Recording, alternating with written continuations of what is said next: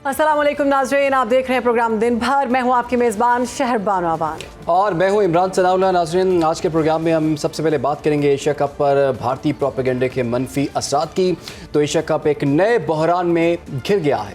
भारतीय मीडिया के सनसनीखेज दावे ने टूर्नामेंट के माहौल को हिला कर रख दिया है। भारतीय मीडिया का ये कहना है ICC ने पाकिस्तान की दरख्वास्त मुस्तरद कर दी है, जिसमें मुतनाज़े मैच रेफरी एंडी पाइक्राफ्ट को हटाने का मुतालिबा किया गया था। भारतीय मीडिया ने यह भी दावा किया है कि पाकिस्तान के मैचेस में रेफरी एंडी पाइक्राफ्ट की जगह रिची रिचर्डसन को जिम्मेदारी सौंपी जाएंगी। ताहम पाकिस्तान क्रिकेट बोर्ड को ICC का फैसला अब तक मौसूल नहीं हुआ और ये तनाज़ा उस वक्त शुरू हुआ जब पाक भारत मैच में कप्तान सलमान अली आगा को मुसाफे से रोक दिया गया और बाद में भारतीय खिलाड़ियों ने भी स्पोर्ट्समैन स्पिरिट की खुली खिलाफ वर्जी करते हुए पाकिस्तानी खिलाड़ियों से हाथ मिलाने से इनकार कर दिया था। आपको बताएंगे, पाकिस्तान क्रिकेट बोर्ड ने इस रवैये को नाकाबिले कबूल करार दिया और पाइक्राफ्ट को हटाने का मुतालबा किया था। हत्ता कि ये वार्निंग भी दी गई कि अगर मुतालबा ना माना गया तो पाकिस्तान एशिया कप टूर्नामेंट से दस्तबरदारी पर मजबूर हो सकता है। वफाकी वज़ीर इत्तलात अता तारड़ कहते हैं, जो कौमें अखलाकी पस्ती का शिकार होती हैं में सियासत ले आती हैं। भारत के 6 जहाज भी गिर गए, भारत जंग भी हार गया, लेकिन अभी तक अकड़ नहीं गई। चेयरमैन PC मोहसिन नकवी ने हुकूमती ओहदेदारों से मुलाकातें भी शुरू कर दी हैं और वज़ीर आज़म शहबाज शरीफ से भी उनकी मुलाकात मुतवक्के है। ज़राए के मुताबिक PCB अपने मौक़िफ़ से पीछे हटने को तैयार नहीं है। चेयरमैन PCB हुकूमत से मुशावरत के बाद ऐलान करेंगे। पाकिस्तान क्रिकेट बोर्ड ICC के फैसले पर सख्त मौक़िफ़ रखना चाहता है। पाकिस्तान क्रिकेट टीम ने प्री मैच प्रेस कॉन्फ्रेंस भी कैंसिल कर दी है। ज़राए के मुताबिक PCB एशिया कप से दस्तबरदारी का सोच चुका है। बात करेंगे, इस वक्त हमें ज्वाइन कर लिया है साबिक चेयरमैन PCB खालिद महमूद साहब ने। खालिद महमूद साहब, आपके वक्त का बहुत शुक्रिया। खालिद साहब, जो इस तमाम कॉन्फ्लिक्ट बना सिनेरियो बना हुआ है, ऐसे में पाकिस्तान ने जो स्टैंड लिया है, इस पर आपकी क्या राय है? देखिए, मैं समझता हूँ कि पाकिस्तान का जितना भी सख्त इस मौके पे मौक़िफ़ हो वो मुनासिब होना चाहिए। लेकिन ये देखिए कि एशिया जो है, ये कप जो हो रहा है, इसका वैसे इंचार्ज तो एशियन क्रिकेट काउंसिल है, जिसके नकवी साहब जो है वो सरबराह है। तो उनको वहाँ पे बैठ के सबकी हंगामी इजलास बुला के इस पे गुफ्तगू करनी चाहिए। उनको इंडिया को भी बुलाएं, बाकी मुल्कों को भी बुलाएं, सारे मुल्कों के सामने अपना मौक़िफ़ रखें और उसके बाद फैसला जो सुनाना है वो सुनाएं। मैं समझता हूँ कि पाकिस्तान का ना खेलने से ज़्यादा बेहतर है कि एशिया क्रिकेट जो कप है उसको मनसूख कर दिया जाए कि इन हालात में ये कप नहीं हो सकता। तो बजाय इसके कि हम अकेले निकल के एक तरफ बैठे हुए हों जैसे कोई रूठा हुआ बच्चा होता है, हमारे साथ ज़्यादती बहुत हो रही है। लेकिन क्योंकि एशियन क्रिकेट काउंसिल के सरबराह हैं हमारे पाकिस्तान क्रिकेट बोर्ड के चेयरमैन, तो उनको पूरा जो है ये कप मनसूख कर देना चाहिए। इस किस्म का कप जो है वो मेरे होते हुए नहीं हो सकता। मैं अगर होता तो मेरा इस तरह का मौक़िफ़ होता और तमाम मुल्कों को अपने साथ मिलाएं जो दूसरे मेंबर हैं, हांगकांग है, श्रीलंका है, बांग्लादेश है, उन सबको अपने हमनवा बनाएं और वो मीटिंग करके उसमें ये फैसला सुनाए। जिस तरह यकतरफा अंदाज में ये फैसला किया जा रहा है, मैं नहीं समझता ये बात इस तरह करनी मुनासिब है। फ़र्ज़ कीजिए वो कहते हैं कि अच्छा जी आप नहीं खेलना चाहते, आप ना खेलें, हम खेलते हैं, तो वो क्या क्या क्या इज्जत बनेगी पाकिस्तान की? ये एशिया कप मंसूख होना चाहिए। मैं फिर बात को दोहरा रहा हूँ। खालिद साहब, PCB के बाजी में ICC के साथ ताल्लुकात और असर और सूख किसी से ढके छुपे नहीं है। ऐसी सूरत में क्या पाकिस्तान इस तनाज़े में अपनी बात आप समझते हैं कि मनवा सकेगा? कि वो ICC तो बाद में जाना है ना, ये एशिया कप जो है इसका फैसला तो एशियन क्रिकेट काउंसिल ने किया हुआ है जी। ये यहाँ पे ये फैसला हो सकता है। हंगामी इजलास बुलाएं और कहें कि हालात ऐसे हैं, ये नहीं हो सकता। ICC बाद में जो कहे जो करे वो अलहदा बात है। और ICC जो बताए आपको कि वो मुकम्मल तौर पे हावी है उस पर, इंडिया उसके सरबराह उसके इंडियन है, उसके चीफ एग्जीक्यूटिव भी गलबन इंडियन है और अहदेदार भी इंडियन है, तो वो वहाँ जाएगा, वो तो ज़ाहिर है कोई हिंदुस्तान के हक़ में ही सोचेंगे और दलील देंगे। मैं समझता हूँ कि जितना आपका इख्तियार है उसको तो आप इस्तेमाल करें ना, बजाय अकेले हो के तनहा हों। आप दूसरे मुल्कों को लेके चलें कि ये सब इसी चीज़ पे हैं कि इस तरह का टूर्नामेंट हम नहीं कराएंगे। अच्छा खालिद साहब, ये भी बताइएगा, जैसे कि पाकिस्तान ने तो बड़ा स्ट्रॉन्ग इस वक्त डिसीजन लिया हुआ है कि हम नहीं खेलेंगे जब तक जो उनके एंडी पाइक्राफ्ट हैं उनको हटाया नहीं जाता। भारतीय मीडिया ये रिपोर्ट कर रहा है कि उनकी जगह रिची रिचर्डसन को जिम्मेदारियां सौंपे जाने का इम्कान है। एक तो इस सिचुएशन में पाकिस्तान का क्या डिसीजन होना चाहिए, और अगर पाकिस्तान इस पूरे कप से दस्तबरदार हो जाता है, कोई मैचेस नहीं खेलता या बायकॉट कर देता है, तो तब इस एशिया कप का मुस्तकबिल क्या होगा और भारत को इससे क्या नुकसान होगा? देखिए, मैं तो इस किस्म के मौक़िफ़ के हक में नहीं हूं कि हम नहीं खेलेंगे। हम क्यों नहीं खेलेंगे? अब पूरा टूर्नामेंट ख़त्म कराएंगे, ये नहीं होना चाहिए, क्योंकि जिस किस्म का रवैया हिंदुस्तान का है, जिस तरह का उन्होंने बाइकआउट कर रखा है, जिस तरह वो जो पुराने हमारे प्रोटोकॉल हैं इस किस्म का टूर्नामेंट से हाथ मिलाने को तैयार नहीं करने को, ये सारे इश्यूज जो हैं वो अपनी इंटरनल हंगामी मीटिंग में लाने चाहिए ताकि एक मजबूत केस बनाया जाए। सिर्फ ये कहना कि जी वो रेफरी ने ये गलत काम किया है, ये बात ठीक नहीं है। रेफरी ने ज़्यादा जो हिंदुस्तान के खिलाड़ियों की तरफ से उसको कहा गया वो उसने उनको पहुंचा दिया। तो हमें, मेरा ख्याल है, कोई जुर्रतमंदाना कोई बेहतर मौक़िफ़ लाना चाहिए, बजाय अकेला हो के और फारग हो के बैठ जाए। ये मुझे नहीं बात पसंद आ रही। ये एशियन क्रिकेट काउंसिल की हंगामी मीटिंग बुलाएं और उस मीटिंग में बेहतर फैसला करें, हिंदुस्तान के रवैये की निशानदही करें। जिस तरह का वो हरकतें कर रहे हैं, जिस तरह उन्होंने सियासत को हावी कर दिया है, उसका दे के वो कहें कि ये आईसीसी की पॉलिसी के खिलाफ है, ये खेलों की जो पॉलिसी है, जो ओलंपिक्स के असूल हैं, उन सब के खिलाफ है। इस वजह से ये टूर्नामेंट अब नहीं जारी रह सकता। अच्छा, मैं तो समझता हूँ ये मौक़िफ़ होना चाहिए। बिल्कुल ठीक जो है आप बता रहे हैं वो एक बड़ा कमज़ोर सा बेरंग किस्म का मौक़िफ़ है। ठीक है खालिद साहब, चूँकि आप साबिक चेयरमैन पीसीबी भी रह चुके हैं, तो ऐसी सूरत में जब कोई खिलाड़ी या फिर पूरी टीम कोड ऑफ कंडक्ट की खिलाफ वर्जी करती है, तो ऐसी सूरत में उस टीम पर कोई पेनल्टी पड़ती है? और अगर हम बात करें आलमी सतह पर, तो इस पर भी भारत का इमेज तो ख़राब होगा ना? जी, मैं तो यही बात बार बार कहने की कोशिश कर रहा हूँ कि बजाय किसी एक ऑफिशियल को निशाना बना के हम कहें कि इस वजह से हम कर रहे हैं, हम हिंदुस्तान को निशाना क्यों नहीं बनाते, उनकी टीम को निशाना क्यों नहीं बनाते, उनके रवैये को निशाना क्यों नहीं बनाते, उन्होंने जो खिलाफ वर्जियाँ प्रोटोकॉल्स की करते जा रहे हैं उसको निशाना क्यों नहीं बनाते। तो आप एशियन क्रिकेट काउंसिल के जो है मीटिंग, उसमें ये चीज़ें करके फैसला करें। वो फैसला हो सकता है आईसीसी ना कबूल करे या और मुल्क ना कबूल करे, लेकिन आपका फैसला तो कम से कम कुछ मुतबर होना चाहिए, कोई मुनासिब होना चाहिए।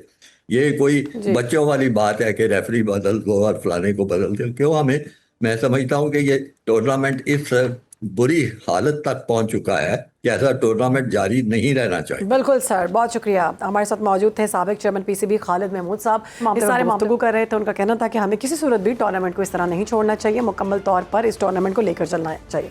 आगे बढ़ेंगे, एक और बात करेंगे। इस्लामाबाद हाई कोर्ट के जस्टिस तारिक महमूद जहांगीरी को सुप्रीम जुडिशल काउंसिल के फैसले तक बतौर जज काम करने से रोक दिया गया। अदालत ने इस केस में सीनियर कानूनदान बैरिस्टर जफरुल्लाह खान और अश्तर अली औसाफ को अदालती मुआवन मुकर्रर किया, जबकि अटॉर्नी जनरल से भी दरख्वास्त के काबिल समात होने पर मुआवनत तलब की गई है। Chief justice Islamabad high court justice सरदार मोहम्मद सरफराज डोगर और जस्टिस मोहम्मद आजम खान पर मुश्तमिल डिवीजन बेंच ने समात के दौरान तहरीरी हुक्मनामा भी जारी किया है। ये दरख्वास्त आइन के आर्टिकल 199 के तहत एडवोकेट मियां दाऊद ने दायर की थी, जिसमें जस्टिस जहांगीरी के खिलाफ रिट ऑफ ये सारे मामला हमारे साथ मौजूद होंगे हमारे गेस्ट जस्टिस रिटायर्ड शाइक उस्मानी साहब, और इसके साथ साथ हमें एडवोकेट आबिद ज़ुबैर साहब ने भी ज्वाइन कर लिए, माहिर कानून हैं। शाइक उस्मानी साहब, आपसे आगाज़ करते हैं। अगर किसी जज की तालीमी सनद जो है वो मशकूक करार दे दी जाए, तो इतने सालों का उसका करियर है, बहुत से फैसले लिए होंगे, तो उस पर इसका क्या असर पड़ सकता है?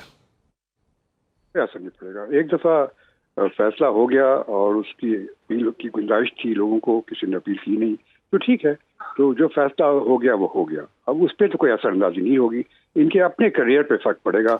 जिस तरह अभी हो गया, उनको काम करने से रोक दिया गया और यकीनन ये उनको जो हरकत हुई है इसमें, अब क्यों हुई है, कैसे हुई है, वो तो इन्वेस्टिगेटिव एजेंसी काम करके बताएगी, लेकिन पुराने केसेस पे कोई फर्क नहीं पड़ेगा।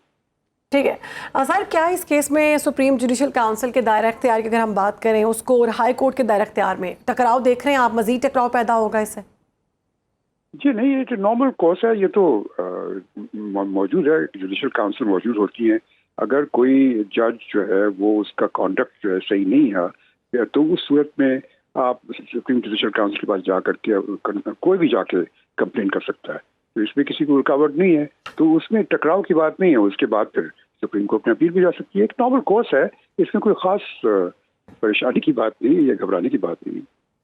اچھا عابد زبیری صاحب, آپ کی جانب آئیں گے ہم. آپ ویسے مسکرا بھی رہے ہیں, اس کی وجہ بھی ہم آپ سے پوچھیں گے, لیکن جسٹس جہانگیری کے خلاف جو درخواست میں دیے گئے جو دلائل ہیں, جو ثبوت ہیں, آپ کے خیال میں کتنے مضبوط ہیں اور اوول اس کا کیا امپیکٹ دیکھ رہے ہیں آپ؟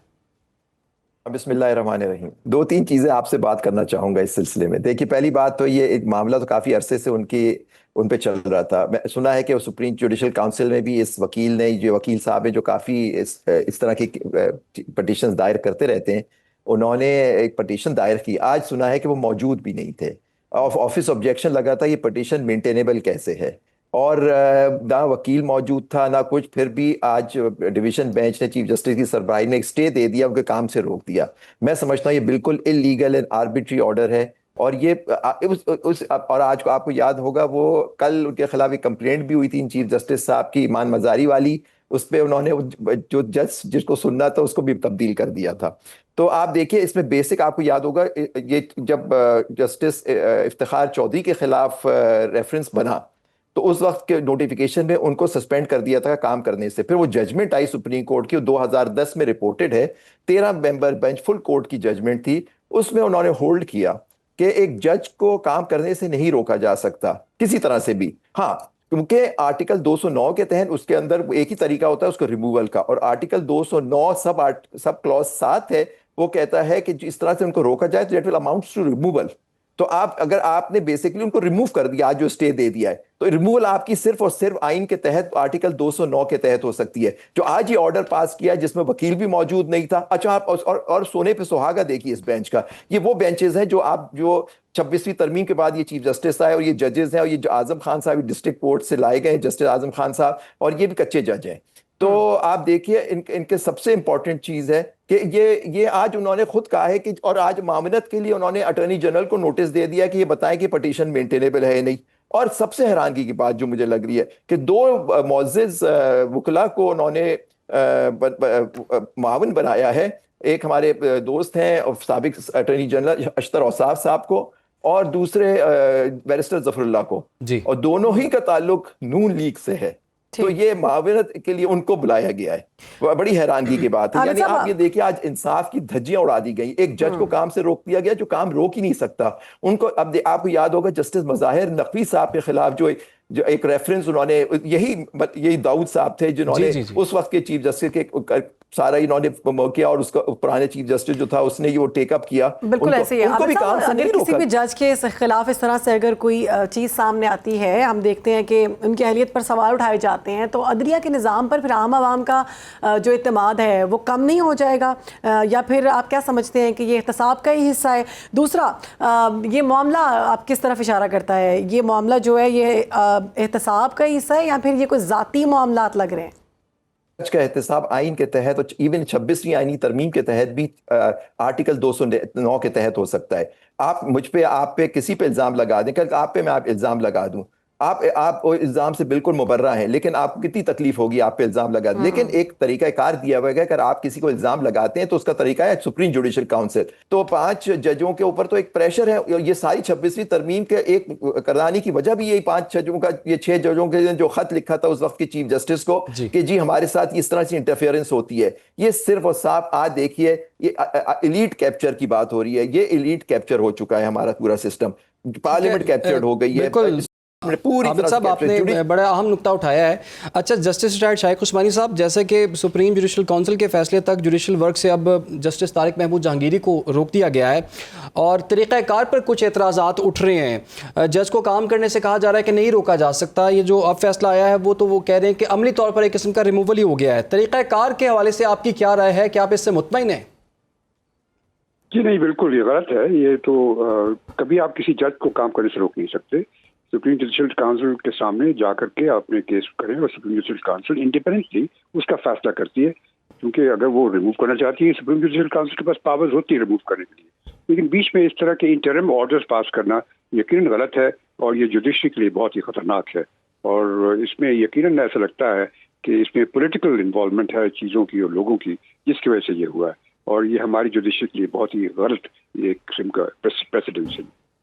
ٹھیک ہے جی سر، بہت بہت شکریہ آپ کا جسٹس ریٹائرڈ شائق عثمانی صاحب، آپ نے وقت دیا۔ ایڈوکیٹ عابد زبیری صاحب آپ کا بھی بہت بہت شکریہ۔ یہ معاملہ جی آپ نے دیکھا، اور آگے بڑھتے ہیں، ایک اور اہم معاملے پہ ہم نے بات کرنی ہے۔ پاک فوج نے ایک بار پھر بلوچستان اور خیبر پختونخوا کو دہشت گردوں کے ناپاک عزائم کا شکار بننے سے بچا لیا ہے۔ پاک فوج کے جوانوں نے اپنی جانوں کا نذرانہ دے کر ان سازشوں کو ناکام بنایا ہے۔ بلوچستان کے ضلع کیچ کے علاقے شیر بندی میں دشمن کے بچھائے گئے بزدلانہ IED حملے میں کیپٹن وقار احمد اور ان کے 4 ساتھی جوانوں نے جام شہادت نوش کیا، اور یہی وہ لمحہ تھا جب پاک فوج نے دشمن کو منہ توڑ جواب دینے کا عزم کیا، اور سینیٹائزیشن آپریشن کے دوران فتنہ الہندوستان کے 5 دہشت گردوں کو جہنم واصل کر دیا گیا۔ دوسری جانب خیبر پختونخوا میں بھی بھارتی حمایت یافتہ فتنہ الخوارج کے ناپاک ٹھکانوں پر انٹیلیجنس بیسڈ آپریشن کیے گئے۔ لکی مروت اور بنو میں ہونے والی کارروائیوں میں مجموعی طور پر 31 دہشت گرد انجام کو پہنچے۔ لکی مروت میں 14 جبکہ بنو میں مزید 17 خارجی دہشت گرد مارے گئے۔ یہ کوئی پہلا موقع نہیں ہے، اس سے قبل لوئر دیر کی اگر ہم بات کریں تو لال قلعہ میدان میں آپریشن کے دوران 10 دہشت گرد ہلاک کیے گئے تھے۔ اس لڑائی میں پاک فوج کے 7 سپوتوں نے اپنی جان کی قربانی دے کر معصوم شہریوں کو دہشت گردوں کے چنگل سے چھڑایا تھا۔ اسی پر بات کریں گے، ہمیں جوائن کیا ہے بریگیڈیئر ریٹائرڈ وقار خان صاحب نے، دفاعی تجزیہ کار ہیں۔ وقار خان صاحب بہت شکریہ پروگرام میں وقت دینے کے لیے۔ بلوچستان اور خیبر پختونخوا میں حالیہ آپریشن جو ہو رہے ہیں اس میں ہم دیکھ رہے ہیں کہ ہمارے جوان ہر روز شہادت کا رتبہ پا رہے ہیں۔ ایسی صورت میں کس طرح سے دہشت گردوں سے نمٹا جا سکتا ہے؟ مزید ہمیں کامیابی ہم کس طرح سے حاصل کر سکتے ہیں؟ جی، اس میں جو 2025 ہے، ایک تو ڈیسائسو ایئر ہے وار اگینسٹ ٹیرر، اور اس میں ایفرٹ یہی ہے کہ چاہے وہ فتنہ ہندوستان ہو بلوچستان میں یا فتنہ الخوارج جو KP میں، ان کو بڑی حد تک سمیش کیا جائے گا۔ اور آپ نے دیکھا ہے کہ ابھی ان کی 5 جو تشکیلیں ہیں وہ نیوٹرلائز ہوئی ہیں آن دا بارڈر۔ تشکیل سے مراد جب ان کا ایک گروپ آتا ہے بیسیکلی، تو ایک نام رکھا ہوا انہوں نے، اور اس میں ٹائم 30 35 40 بھی یہ فگر چل رہا ہے۔ ابھی بھی آپ دیکھیں بلوچستان میں 35 کا فگر ہے۔ تو اس لحاظ سے بارڈر کے اوپر بھی کافی کنسنٹریشن ہے جو ملٹری آپریشن ہے۔ دوسرا جو ہے ڈیفینیٹلی ہمارے جوانوں کی شہادتیں، آفسرز کا اگر آپ دیکھیں آلموسٹ ایوری سیکنڈ ڈے جو ہے آفسر ہمارے شہید ہو رہے ہیں۔ ابھی میجر دان کا آپ نے دیکھا کس جمع بندی سے وہ لڑتے ہوئے شہید ہوئے SSG کے۔ اور یہ ہمیشہ ایک ٹریڈیشن رہی ہے، جب ملک و قوم کو ضرورت پڑی ہے تو آفسرز اور جوانوں نے کبھی اس میں آپ کہہ لیں کہ اسٹیپ بیک نہیں کیا، ہمیشہ فرنٹ سے لڑے ہیں۔ لیکن اس میں زیادہ ضروری ہے کہ جو پولیٹیکل اونرشپ ہے بائی پروونشل گورنمنٹس، بلوچستان میں کم ایشوز ہیں، اس میں آپ کہہ لیں سرکاری سسٹم کسی حد تک اس میں رکاوٹ بنتا ہے، بٹ ادروائز KP میں آپ دیکھیں تو بڑی عجیب سی پالیسی ہے گورنمنٹ کی، فرسٹ کی PTI گورنمنٹ کی، کہ جہاں پہ وہ جو آلموسٹ ڈس آن کر رہا ہے۔ ابھی چیف منسٹر صاحب جنازوں پہ بھی نہیں گئے شہداء کے، جو بڑے آئی وڈ سے شرم کی بات۔ پوائنٹ سکورنگ اپنی جگہ، پالیٹکس اپنی جگہ، آپ کی 3rd ٹرم ہے، آپ گورننس اچھی بہتر کریں، لیکن آئی تھنک جہاں پہ ہمارے جوان، چاہے وہ فوج کے ہیں، فرنٹیئر کور کے ہیں، یا پولیس کے ہیں، فرنٹیئر کنسٹیبلری کے ہیں، سول لا انفورسمنٹ کے ہیں، اور سویلینز ہیں، ان کی قربانی کو آئی تھنک اس طرح انڈرمائن کرنے کی کوشش نہیں کرنی چاہیے۔ انشاءاللہ تعالیٰ ہوگی بھی نہیں۔ ان کو آئی تھنک اپنی پالیسی ریویو کرنی چاہیے۔ یہ پتہ نہیں کس سائڈ سے کھیل رہے ہیں، ٹائم ایسے لگتا ہے کہ شاید ریسرچ انالیسس کی کوئی برانچ کھلی ہے KP میں، مجھے بڑا افسوس ہوتا ہے۔ ادروائز آئی تھنک ڈپلومیٹکلی آپ دیکھ لیں، پاکستان نے پورا آفینسو لانچ کیا ہوا ہے، بائلیٹرلی انگیج بھی کیا ہے، ٹائلیٹرلی انگیج کیا ہے طالبان کو، اور اٹس اے لانگ وار، لیکن انشاءاللہ تعالیٰ اس اچھا سال کے بریگیڈیئر صاحب، جیسا کہ افغان مہاجرین کو جو غیر قانونی طور پر پاکستان میں مقیم ہیں ان کو واپس بھیجنے کے لیے آپ کو پتہ ہے کہ ریاستی سطح پر کچھ اقدامات بھی کیے گئے، ڈیڈ لائنز بھی دی گئیں، لیکن ہم دیکھ رہے ہیں کہ KP حکومت جو ہے اس طرح سے کوآپریٹ اس میں نہیں کر پا رہی، اور وہ یہ چاہتی ہے کہ ان کو اس طرح سے بے دخل نہ کیا جائے۔ تو ایک ریاستی پالیسی ہے، ایک صوبائی پالیسی ہے، تو پریویل کون سی کرے گی، اور ایسے موقع پر ہمیں کیا حکمت عملی اپنانی ہوگی اب؟ یہ دیکھیں، اس میں جو ریپیٹریشن ہے، یہ 2 بڑے ملک افیکٹڈ ہیں ریجن میں، ایران ہے، پاکستان ہے، اور پاکستان کے پاس ایک ریکارڈ ہے۔ اگر آپ دیکھیں ارلی 80 سے بلکہ لیٹ 70 سے افغان ریفیوجیز کے یہاں پہ انفلکس ہوا ہے، تو by and large on the average 5 million Afghan refugees ہم نے مینٹین کی ہیں پچھلے آپ نے 40 سال میں، اور 5 ملین کی آبادی کئی یورپین ممالک کی آبادی بھی نہیں ہے شاید اتنی، یعنی آپ پورا ایک ملک یہاں پہ پال لیتے، اور ہم نے بیسیکلی آپ کہہ لیں جو ہے مواخات کے تحت، مسلم بردرہڈ کے تحت ان کو جو ہے وہ پناہ دی۔ اور وہ رہے ان کی بلکہ سیکنڈ تھرڈ جنریشن بھی یہاں پہ بنتی ہے. لیکن الٹیمیٹلی جب گورنمنٹ وہاں بن گئی they have to go back. Iran نے بھی پچھلے آئی تھنک ایک سال میں 20 لاکھ افغان کو ریپیٹریٹ کیے. ایک چوں بھی وہ وہاں پہ لوگ نہیں کر سکے. یہاں پہ ایک پوائنٹ سکورنگ ہوتی ہے اور اس میں آئی وڈ سے کچھ الیکشنز کا بھی ہے عمل دخل بیکاز اس میں جعلی ووٹس بنے ہوئے ہیں. اور دوسرا ایک خواہ مخواہ کا ایک نیریٹو کھڑا کیا جاتا ہے. ہم ان کو اپنے ملک میں بھیج رہے ہیں, خدا نہ خواستہ کوئی یہ نہیں ہے کہ کوئی دیش نکالا دے دیا گیا. اور اگر افغان کرنسی اسٹرانگ ہے اور کلیم کرتے ہیں طالبان کے وہاں دودھ اور شہد کی نہریں بہ رہی ہیں تو وائی ناٹ جا کے ڈیولپ کریں. ہاں یہ ضرور سوال اٹھتا ہے کہ لوگ کیوں نہیں جانا چاہتے. افغان کرکٹ ٹیم جو ہے وہ کیوں ڈفرینٹ جھنڈے کے ساتھ آپریٹ کرتی ہے, اور کیونکہ آپ نے 2 کروڑ خواتین کو بند کیا ہوا ہے اور وہاں پہ گروپ آف لاس ہے. تو mainly I think K P government should go with the federal government. اور اس میں اگر آپ کے پی کا سروے کریں, ہم خود ابھی آئی تھنک پچھلے 6 مہینے میں کافی سارے شہروں میں پھرے, سوات بھی گئے, بلکہ ٹی ٹی پی کا جہاں ہیڈ کوارٹر تھا وہاں بھی وزٹ ہوا آپ کے چینل کے توسل سے ہی. اور اس کے علاوہ جو ہے آگے فارورڈ ایریاز میں بھی ہم لوگ گئے تو وہاں people are very happy repatriate کرے بیکاز الٹیمیٹلی کے پی نے بہت زیادہ لوڈ اٹھایا اس کا, افغان مہاجرین کا. بزنس ہے, ٹرانسپورٹ ہے, ہر واک آف لائف میں. باقی ٹھیک ہے, لائک اینی ادر کنٹری وہ ویزا لیں, آئیں یہاں پہ بسم اللہ, لانگ ٹرم کے لیے رہنا, ملٹیپل ویزا پہ آئیں, پڑھائی کے لیے آئیں, جاب کرنے کے لیے آئیں, دے آر ویلکم. لیکن یہ نہیں ہو سکتا کہ آپ جو ہے بالکل لیگلی آپ پاکستان میں آئیں اور آ کر آپ کام کریں. ہم آپ کو اجازت دیتے ہیں. بہت شکریہ. ہمارے ساتھ موجود تھے بریگیڈیئر خان صاحب, اور اس پیار کے مطابق کلیئرنس آپریشن جاری ہے عمران, اور ہم دیکھ رہے ہیں کہ آئے روز ہمارے جوان ڈٹ کر مقابلہ کر رہے ہیں. اور جب وہ کہتے ہیں کہ دہشت گردی کی اس لعنت کو ہم جڑ سے اکھاڑ کر ہی سانس لیں گے, اور انشاءاللہ ہماری دعائیں ان کے ساتھ. بالکل, اور خاص طور پر صوبائی حکومت کی بڑی رسپانسبلٹی بنتی ہے. جو پالیسی میں جو ایک ڈفرینس نظر آ رہا ہے, وفاقی پالیسی ڈفرینٹ ہے, صوبائی پالیسی جو ہے وہ تھوڑی سی ڈفرینٹ ہے. اور ان افغانیوں کو ہی واپس بھیج رہے ہیں نا جو کہ غیر قانونی طور پر پاکستان میں مقیم ہیں, ان کو بھیجنے میں صوبائی حکومت کو کیا پرابلم ہے اور کیوں روڑے اٹکائے جا رہے ہیں. اور ہم دیکھ رہے ہیں کہ ہر آنے والے دنوں میں ایسے اٹیکس میں اضافہ ہو رہا ہے, دہشت گردی کے واقعات میں اضافہ ہو رہا ہے. ان لوگوں کو بھیجنا بہت زیادہ ضروری بھی ہے. اس حوالے سے ہم آنے والے پروگرام سے بھی بات کرتے رہیں گے. فی الحال ایک چھوٹی سی بریک. ویلکم بیک ناظرین. وزیر اعظم شہباز شریف کی امریکی صدر ڈونلڈ ٹرمپ سے ملاقات کی تیاریاں جاری ہیں. ذرائع کے مطابق یہ ملاقات رواں ماہ 25 سپتمبر کو متوقع ہے, جو وزیر اعظم کے دورہ اقوام متحدہ کے دوران ممکن ہوگی. باخبر خلقوں کے مطابق ملاقات میں سیداث منیر بھی شریک ہوں گے. ملاقات کے ایجنڈے, وقت اور مقام کو حتمی شکل ابھی دی جا رہی ہے, تاہم امکانات مضبوط دکھائی دے رہے ہیں. واضح یہ بتایا جائے کہ ذرائع کے مطابق قطر اور سعودی عرب مشاورت اور حمایت سے متعلق یہ بات ہوگی. اسرائیلی حملوں اور دوحہ میں مسلم ممالک کی کانفرنس کے بعد یہ ملاقات خاص اہمیت اختیار کر گئی ہے.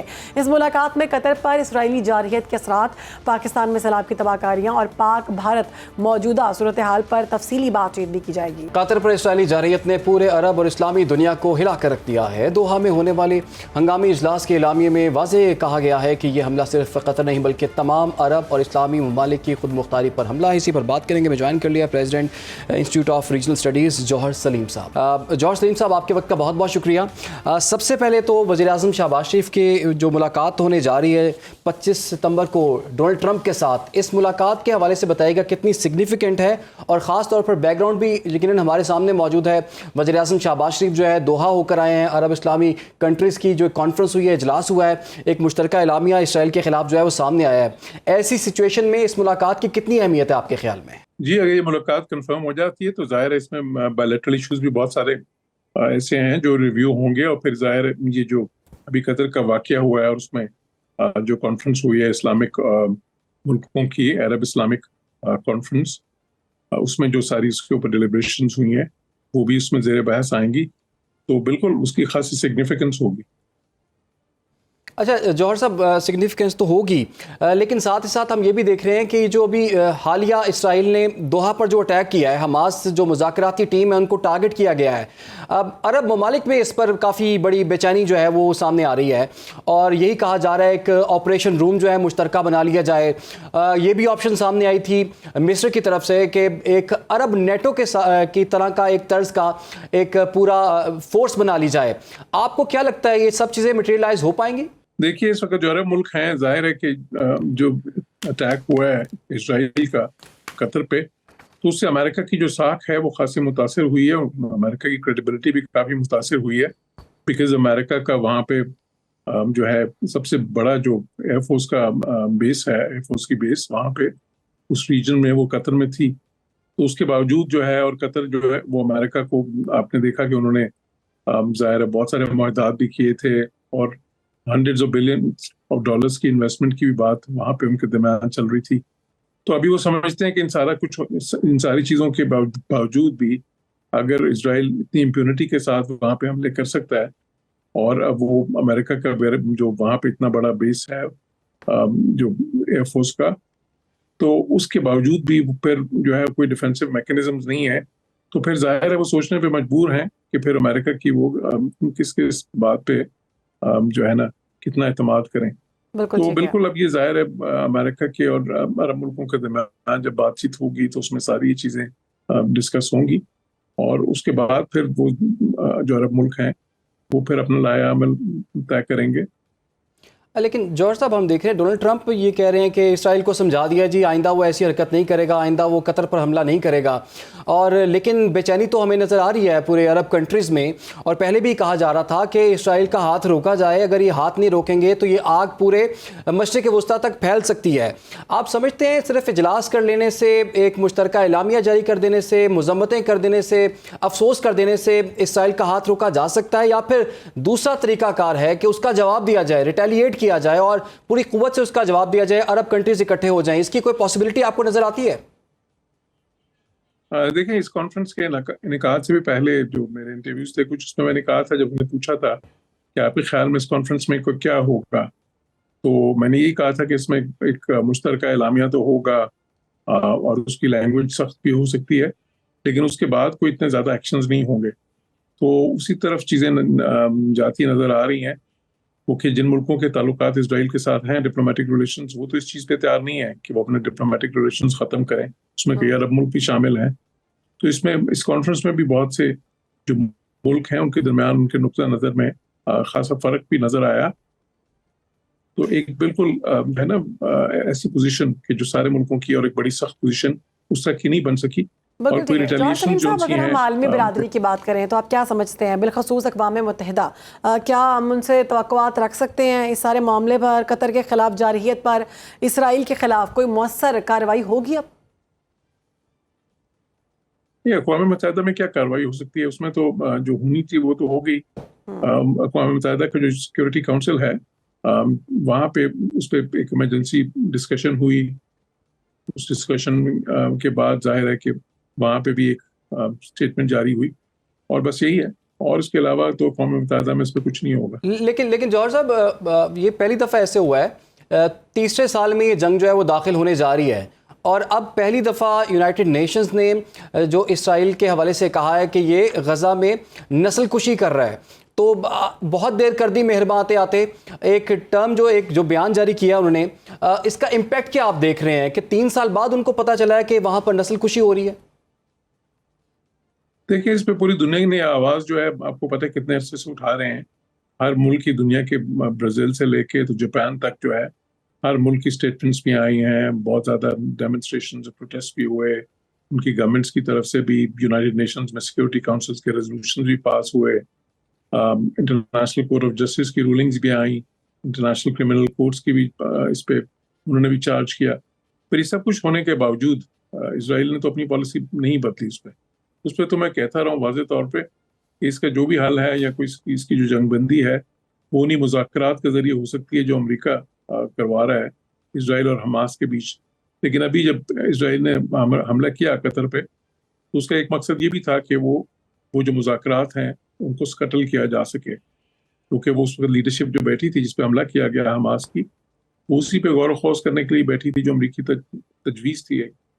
تو اس لیے اسرائیل کا اس وقت جو ہے جو نظر آ رہا ہے نقطہ نظر وہ تو یہی ہے کہ وہ اس کو جنگ اس کو کانفلکٹ کو جاری رکھنا چاہتے ہیں. تو سر ایسی صورت میں ہم دیکھ رہے ہیں کہ قطر پر ابھی بھی مستقبل قریب کی اگر ہم بات کریں تو اسرائیل کی جانب سے حملے کے خدشات موجود ہیں. قطر کے پاس کیا آپشنز ہیں اپنے دفاع کے لیے, سفارتی یا پھر عسکری طور پر؟ ضروری نہیں کہ دوبارہ قطر پہ حملہ کریں, لیکن وہ جو غزہ میں جو کانفلکٹ ہے وہ اس کو تو ویسے ہی جاری رکھیں گے. اور وہ اس لیے بھی ضروری ہے ان کے لیے کہ نیتن یاہو جو ہیں وہ ان کے لیے تو یہ ان کی سروائیول کی جنگ ہے, کیونکہ اگر یہ کانفلکٹ جاری نہیں رہتا وہ شاید اقتدار سے باہر ہوں گے, اور نہ صرف اقتدار سے باہر ہوں گے بلکہ वो जेल में भी जा सकते हैं, बिकॉज उन पर बहुत सीरियस मुकदमात हैं करप्शन के और अब्यूज ऑफ पावर के। तो इसलिए उनके लिए तो बहुत ज़रूरी है कि ये जंग इसी तरह चलती रहे, और यही उनकी कोशिश भी है। अच्छा, ये जो अभी रिसेंटली हमने देखा मुज़ाकराती कमेटी जो थी हमास की, उनको टारगेट करने के लिए जो हमला किया गया, इसके बाद जो कतर जो कि उसका रोल ही सालिस का रोल है, और बहुत से बड़े बड़े कॉन्फ्लिक्ट जो हैं वो कतर में मुज़ाकराती टीमों को बुला के हल करवाए गए हैं। अब कितने % चांसेस नज़र आते हैं दोबारा से कोई मुज़ाकरात जो है वो शुरू हो सकें, और गज़ा जंग की इस वक्त क्या फ्यूचर क्या देख रहे हैं अब आप?